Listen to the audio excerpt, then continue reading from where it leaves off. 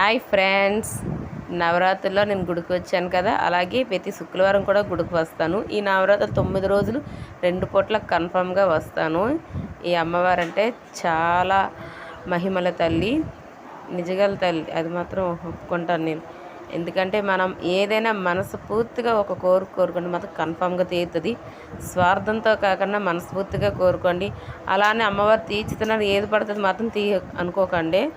మనకు సరైన కోరిక మాత్రం కోరుకోండి, చాలా మంచి జరుగుతుంది.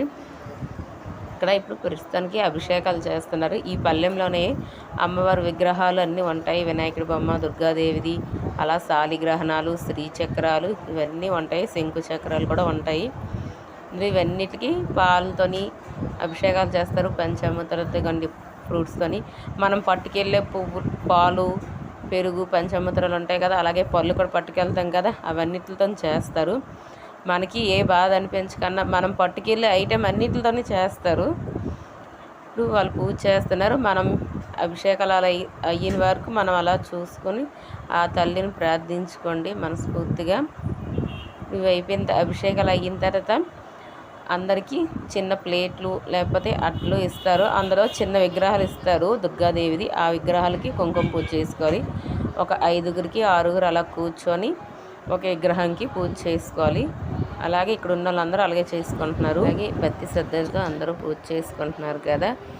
ఇది చాలా పెద్ద ప్లేసు, బయటన గట్ట చూసారా ఫుల్గా నిండిపోయింది. ఈ చుట్టుపక్కల ఏరియాలందరికీ చాలా ఫేమస్ అయిన అమ్మవారు. జనాలు చాలా ఫుల్గా వస్తూ ఉంటారు. ఇక్కడికి మాత్రం పూజ చేస్తారు. 2 పూట్ల వస్తారు.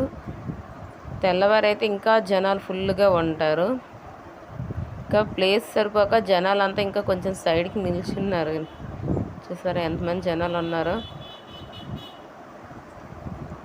మీరు కూడా గుడికి వెళ్ళారా? అమ్మవారికి పూజ చేసుకున్నారా?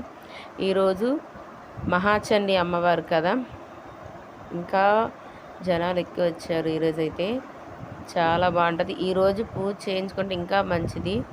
ఎందుకంటే చాలా వరకు చాలామందికి ఎవరో ఒకరు శత్రువులు ఉంటూనే ఉంటారు. లేనివారంటే ఎవరు అనరు. అలాంటి వాళ్ళ నుంచి మనకి విముక్తి కలుగుతుంది. ఆ తల్లి మనపై దయ చూపిస్తే, ఆ అమ్మవారి దయ ఉంటే అంతా మనకు మంచి జరుగుతుంది.